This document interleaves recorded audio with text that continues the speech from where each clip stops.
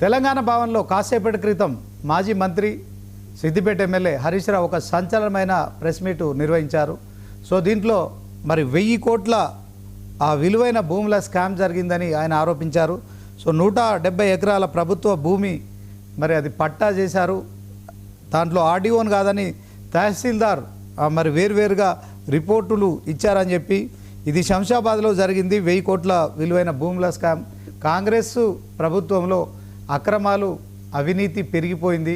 భూ కబ్జాలు ముఖ్యంగా రెవెన్యూ శాఖలో ఇలాంటి భూముల స్కాములు జరుగుతున్నాయని ఆరోపించారు. ఇదే అంశంలో మనం ఈ స్పెషల్ డిబేట్లో చర్చ చేస్తున్నాము. ఈ డిబేట్లో మనతో పాల్గొంటున్నారు కాంగ్రెస్ పార్టీ నుంచి మానవతరాయ్ గారు, అదే క్రమంలో మల్లెపక్క యాదగిరి గారు బీఆర్ఎస్ పార్టీ నుంచి, డాక్టర్ పివి రెడ్డి గారు బీజేపీ నాయకులు. ఇక ముందుగా మానవతరాయ్ గారు ఉన్నారు. మరి కాంగ్రెస్ ప్రభుత్వ ప్రతినిధిగా మానవతరాయ్ గారు మీ అంశంపై ఏం చెప్తారో ఆయనతో ఒకసారి మాట్లాడదాం. మానవతరాయ్ గారు, good evening sir. Good evening అండి. ఓవరాల్గా కాంగ్రెస్ ప్రభుత్వం వచ్చిన తర్వాత మరొకసారి అవినీతి పెరిగిపోయింది, అక్రమాలు పెరిగిపోయినాయి. సో 170 ఎకరాల ప్రభుత్వ భూమిని ఎంఆర్ఓ పట్టాలు ఇచ్చారు. సో 1000 కోట్ల విలువైన ఈ యొక్క భూమిని ఈ ప్రైవేటు అంటే రాజకీయ నాయకులకు సంబంధించిన వాళ్ళ బంధువులకు రిజిస్టర్ చేశారని ఆరోపించారు. ఈ అంశంపై మీరేం చెప్తారో ఏం చెప్తారు? ఇప్పుడు కాంగ్రెస్ ప్రభుత్వం వచ్చిన తర్వాత అవినీతి నిరోధక శాఖ సమర్థవంతంగా పనిచేస్తుంది. కాళేశ్వరంలో ఇంజనీర్లు ఒక్కొక్క హరిరామ్ దగ్గర 300 కోట్లు, నూనె దగ్గర 300 కోట్లు, అధికారులు సబ్ కలెక్టర్ కూడా మొన్న హైదరాబాద్లో కలెక్టర్ను పట్టుకోవడం వల్ల వచ్చింది తంట మొత్తం కూడా. ఆయన ఎవరికి బినామీ అని చెప్పేసి మొత్తం తీగ లాగితే డొంకంత కదిలే పరిస్థితుల్లో హరీష్ రావు గారికి ఇట్లాంటి ఆరోపణలు తిప్పికొట్టాలని, ఏదో రకంగా ఆ అంశాలను పక్కదారి పట్టించాలని చెప్పేసి ఏదో రకంగా లేని వాటిని కూడా సృష్టించి ప్రయత్నం చేస్తున్నారు. కాంగ్రెస్ ప్రభుత్వం చిత్తశుద్ధితో ఉంది. ఇంకో పక్క అమయ్ కుమార్ కలెక్టర్ పైన ఈడీ విచారణ పకడ్బందీగా జరుగుతుంది. ఆ కేసులో కూడా అమయ్ కుమార్ ఒక ప్రమేయంతో జరిగిందా? గత పాలకుల్లో ప్రధానంగా ఎవరైతే ఉన్నారో కేసీఆర్, కేటీఆర్ హరీష్ రావుల చుట్టూ ఉచ్చు బిగుస్తుండేసరికి ఏం చేయాలో బాగలేక దొంగే దొంగ అన్నట్టు ఆ దొంగతనం బయటపడకుండా వీళ్ళు అమయ్ కుమార్ విచారణ రేపు మాపు తప్పగా చెప్పాల్సి వస్తుంది. ఆధారాలతో సహా ఉన్నాయి. భూదాన్ భూముల్ని అంటే ఏ విధంగా ప్రైవేటు వ్యక్తులకు ధరాదత్తం చేసిన వేలాది కోట్ల విలువైన భూముల్ని, అదేవిధంగా వీళ్ళ చిత్తశుద్ధి ఎట్లుందంటే అంటే కాంగ్రెస్ ప్రభుత్వం మీద ఎప్పటికప్పుడు, ఎందుకంటే ప్రజల్లో మంచి పేరు రావద్దు, బట్టగాల్చి మీద వేయాలి అంటే గతంలో వీళ్ళకి అలవాటు పడ్డ ప్రాణం కదా. మొత్తం ధరణి పోర్టల్లో విచిత్రమైన అంశం ఏంటంటే దాదాపు ధరణి పోర్టల్లో ఒక అటవీ భూములు 2017-18లో 66 లక్షల అటవీ భూములనే ఉన్నది. తర్వాత బీఆర్ఎస్ పార్టీ ధరణి పెట్టిన తర్వాత అది 22,74 ఎకరాలు మాయమైపోయినాయి. అదేవిధంగా వక్స్ భూములు, అసైన్ భూములు 18 లక్షల ఎకరాలు మాయం చేశారు. అదేవిధంగా 18 లక్షల వాటితో పాటు హైదరాబాద్ చుట్టూ ఉన్నటువంటి గ్రేటర్ హైదరాబాద్ పరిధిలో ఖరీదైనటువంటి వేలాది కోట్లు, మేడ్చల్, రంగారెడ్డి చుట్టుపక్కల ఉన్నటువంటి ఖరీదైనటువంటి భూముల్ని 15,000 కోట్లు ప్రభుత్వ భూముల్ని మరి మింగేశారు. వీటిపైన లోతైన విచారణ జరుగుతుంది. తర్వాత ఫ్లోరెన్సిక్స్ రిపోర్ట్ ద్వారా, ఆడిట్ ద్వారా కేరళ నుంచి తీసుకొచ్చినాం.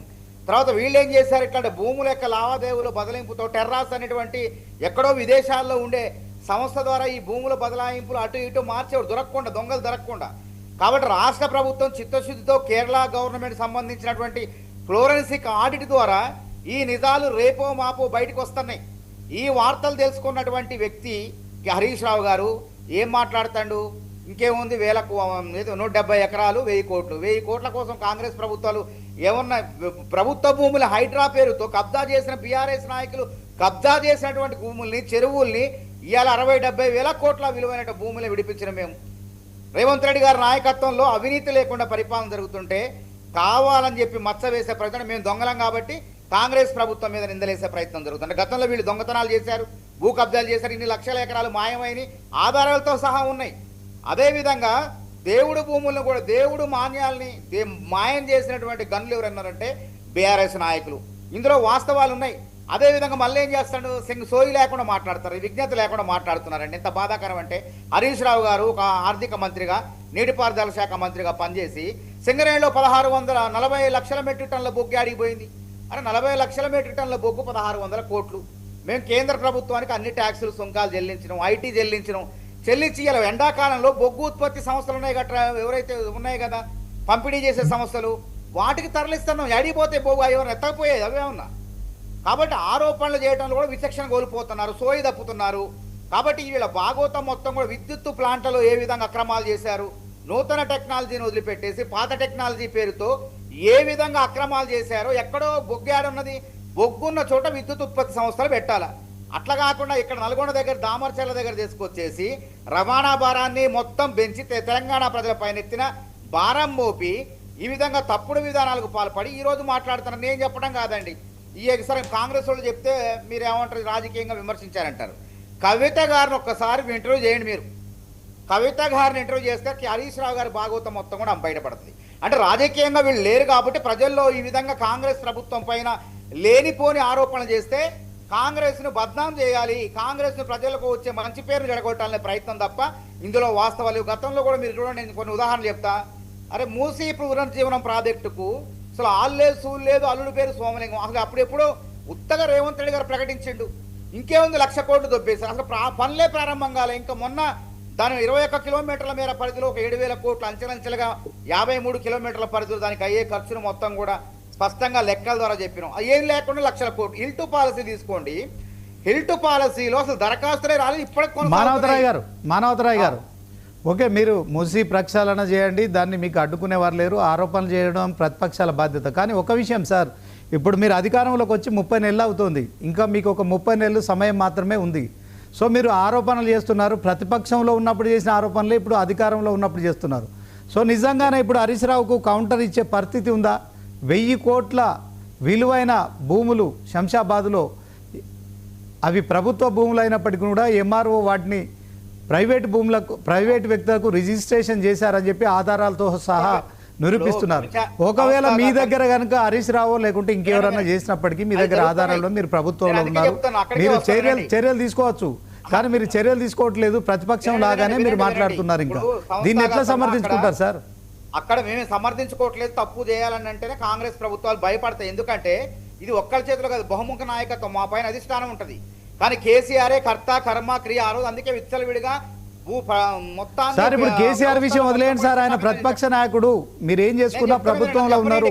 మీరు విచారణలు చేస్తే కాళేశ్వరం విచారణకు ఆయన హాజరైండు, హరీష్ రావు హాజరైండు, తర్వాత ఫార్ములా ఈ కార్ రేస్ విషయంలో కేటీఆర్ హాజరయ్యారు. సో వాళ్ళు చెప్తున్నారు, బహిరంగంగా చెప్తున్నారు, మీకు దమ్ము ఉంటే మీరు విచారణ చేసుకోమని చెప్తున్నారు.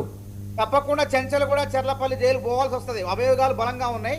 ఆ విచారణ సంస్థల పరిధి ఏందో మనకు తెలుసు. భారతదేశంలో విచారణ అనేది ఏ విధంగా జరుగుతుంది, నేరాభియోగాలు మోపిన తర్వాత న్యాయమూర్తులు విచారణ జరుపుతారు. దానికి కొంత సమయం పడుతుంది. వెంటనే ముఖ్యమంత్రి రేవంత్ రెడ్డి శిక్షలు వేయలేడు. కాబట్టి ఇక్కడ ఏముంది, నిజంగా తప్పులు జరిగితే మీరు ఈడీకి ఫిర్యాదు చేయండి. రేవంత్ రెడ్డి గారు స్పష్టంగా చెప్పాడు, పొంగులేటి శ్రీనివాస్ రెడ్డి గారి పైన వచ్చిన ఆరోపణల పైన, మీరు చేసిన ఆరోపణల పైన నిజాలుంటే మేమే సిబిసిఐడి జరుపుతాం అన్నాడు. లేకపోతే మీరు సిబిఐ ఈడీ విచారణకు ఆదేశం సిద్ధంగా ఉన్న, మరి ఏమైనా చేశారా? అందుకే ఉత్తొత్త ప్రెస్ మీట్లు కాదు, ప్రెస్ మీట్ల ద్వారా కాంగ్రెస్ ప్రభుత్వం ప్రతిష్టను దెబ్బతీసే ప్రయత్నం చేస్తున్నారు. వీళ్ళు గతంలో దోచుకున్నారు కాబట్టి జనాల్లో అదే విధంగా అపవాదు సృష్టించి కాంగ్రెస్ యొక్క మంచితనాన్ని బద్నాం చేసే ప్రయత్నాలు చేస్తున్నారు. కాబట్టి మేమేమంటామంటే ఇప్పటికి మించిపోయింది 1000 కోట్ల 2000 కోట్ల. ఇప్పుడు అమయ్ కుమార్ది విచారణ జరుగుతుంది, అమయ్ కుమార్ పైన ఈడీ విచారణ జరుగుతుంది. అమయ్ కుమార్ వెనక ఎవరున్నారో రేపు మాపు బయటకు వస్తుంది. ఈ విధంగా ధరణి పోర్టల్లో ఉన్నటువంటిది చివరి దశకు వచ్చింది. ధరణి పోర్టల్లో 22 లక్షలు, 18 లక్షలు, అదేవిధంగా 15,000 ఎకరాలు ఏ విధంగా ఎవరి పేరు మీద బదలాయింపైందో రేపు మాపు బయటకు వస్తుంది. కాబట్టి ఏం చేయాలి వీళ్ళు? మేమేమంటున్నాం, నిజంగా మీకు చిత్తశుద్ధి ఉంటే ప్రెస్ మీట్ల ముందు కాదు మీరు మాట్లాడేది, విచారణ సంస్థలకు పోండి. నిజంగానే ఎంఆర్ఓ అధికారులు తప్పులు చేస్తుంటే, ఇంజనీర్లు తప్పులు చేస్తుంటే మేమేం చేస్తున్నాం? ఏసీబీ రైలు నిన్న కూడా ఒక హెచ్ఎండిఏ ఇంజనీర్ దగ్గర, తర్వాత నీటిపారుదల శాఖ అవినీతి నిరోధక శాఖను సమర్థవంతంగా పనిచేపిస్తాడు రేవంత్ రెడ్డి గారు. కాబట్టి నిజంగా వాళ్ళు అది అవినీతి చేస్తే ఉద్యోగాల నుంచి తీసేస్తారు. ఇలా అమయ్ కుమార్ పైన అవినీతి ఎవరు కారణం? అమయ్ కుమార్ ఒక్కడే చేసిండా? అమయ్ కుమార్ ఇలా విచారణ ఎదుర్కొంటుంటే ఒక ఐఏఎస్ అధికారి, దాని వెనక ఎవరు కారణం? మీరే కారణం.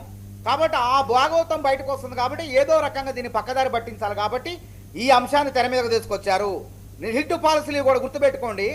అసలు దరఖాస్తులు వస్తున్నాయి. ఇప్పుడు దరఖాస్తులు రాకముందే 5 లక్షల కోట్లని బీఆర్ఎస్ వాళ్ళు అంటే అవినీతి అంటే ఇంకేముంది, వేలం పాట పాడినట్టు బీజేపీ వాళ్ళు ఏం చేశారు?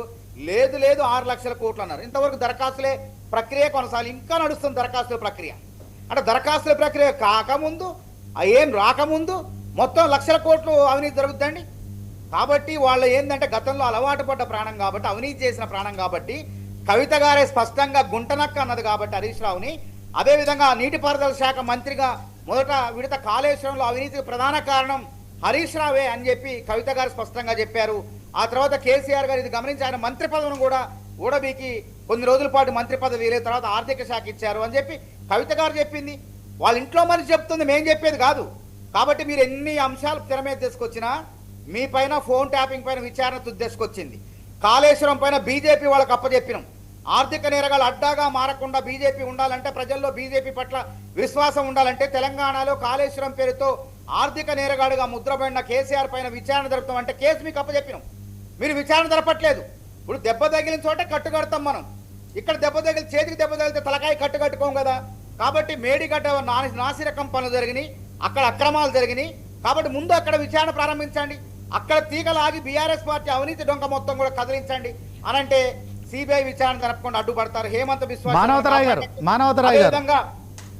మానవతరాయ్ గారు దీనిపైన సిట్టు ఏర్పాటు చేయాలి, విచారణ జరపాలి, ప్రభుత్వ భూమిని కాపాడాలని, తిరిగి ఆ భూములను నిషేధిత జాబితాలో పెట్టాలని హరీష్ రావు డిమాండ్ చేస్తున్నారు. ఆయన డిమాండ్ మీరు యాక్సెప్ట్ చేస్తారు? హైకోర్టు పరిధిలో కూడా ఉంది ఆ కేసు. ఆయనే విలేకరుల సమావేశంలో ప్రత్యక్షం చెప్పిండు. హైకోర్టు తీర్పులు వచ్చిన తర్వాత అసలు అది ప్రభుత్వ భూమా ప్రైవేటు భూమా తేల్చాల్సింది ప్రభుత్వాలు కాదు కదా, హైకోర్టు కదా. హైకోర్టు చెప్పిన తర్వాత దాన్ని స్వాధీనం చేసుకుంటాం. ఇప్పుడు హెచ్సియు భూమి ఉన్నది, దాన్ని ఒక ఢిల్లీ రావు అనేటువంటి ఒక వ్యక్తిని, వాళ్ళ సామాజిక వర్గానికి చెందిన వ్యక్తి కట్టబెట్టాలని బలహీనమైన లాయర్లు పెట్టి 400 ఎకరాల భూమిని వాళ్ళ పార్టీలో ఉన్న బీఆర్ఎస్ అంటేనే భారత రియల్ ఎస్టేట్ సమితి, వాళ్ళ పార్టీలో ఉన్న ప్రముఖ పేర్లు ఎందుకులేండి, ఆయన మా కలెక్టర్గా పనిచేసిండు, ఎమ్మెల్సీగా ఉన్నాడు, ఆయన తాయిలాలు ఇచ్చారు అవినీతి చేసినందుకు. ఆయనకు సంబంధించిన సంస్థ కట్టబెట్టాలనో ఇంకో ఆయనకు కట్టబెట్టాలని ప్రయత్నం చేశారు. కానీ రేవంత్ రెడ్డి వచ్చిన తర్వాత 400 ఎకరాలను బలమైన లాయర్లను పెట్టి సుప్రీంకోర్టులో వాదించి గెలిచి దాన్ని స్వాధీనం చేసుకున్నాం. అట్లాంటి క్రమంలో అభివృద్ధి కార్యక్రమాలు చేయబోతుంటే దాన్ని అడ్డుకున్నారు. కోర్టులో ఉన్నప్పుడు మనం ఏం చేయదు కాదు. ఈ మాత్రం ఇంగిత జ్ఞానం కూడా లేకుండా మీరు స్వాధీనం చేసుకోమని హరీష్ రావు గారు ఎట్లా మాట్లాడతారండి? నిన్న కేటీఆర్ గారు కనుక ఎట్లా మాట్లాడతారంటే ఇందిరా మిల్లు హైదరాబాద్లో ఎందుకు కట్టలేదు అన్నట్టుంది. ఇందిరా మిల్లు హైదరాబాద్లో ఉంటాయండి, అది గ్రామీణ ప్రాంతాలకు సంబంధించినటువంటి పథకం. అది గ్రామీణ పట్టణ నగరాల్లో ఉండేది రాజీవ్ గృహకల్ప. కాబట్టి ఎన్నడన్నా ఇల్లు కట్టినటువంటి చేతులైతే వాళ్ళకి అర్థం తెలుస్తుంది, పర్థం తెలుస్తుంది. అంటే సోయి లేకుండా, అవగాహన లేకుండా వీళ్ళు. మానవతరాయ్ గారు 1 మినిట్. మల్లపాక యాదగిరి గారు, చెప్పండి. బీఆర్ఎస్ నాయకులుగా మీరేం చెప్తారు? మానవతరాయ్ గారు అంటున్నారు, సరే హరీష్ రావు 1000 కోట్ల భూముల స్కామ్ జరిగిందని ఆరోపించారు. అయితే దాంట్లో ముఖ్యంగా మానవతరాయ్ గారు అంటున్నారు, మీరు హైదరాబాద్